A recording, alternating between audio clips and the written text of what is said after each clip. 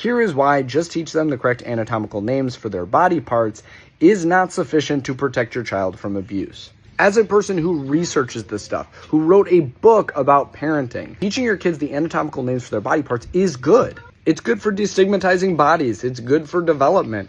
It's good for helping you identify if your child is already being abused. But that alone does not protect them sufficiently from the abuse in the first place. It just helps you prevent the abuse from being perpetual, which is important. But protecting kids from abuse is much more about allowing them to question grown-ups. Many of us who grew up in the 80s and 90s were taught that when a grown-up, when an authority figure in our life said jump, you just jumped. You didn't ask questions, you didn't push back, you just did whatever it is that they told you to do without hesitation. And if you didn't, you usually received some form of punishment. I'm just going to tell this to you straight. If a predator comes in contact with your child, they are not going to start with predatory actions. They are going to start by seeing if your child is unquestioningly compliant. Because what predators are looking for are kids that are easily controlled.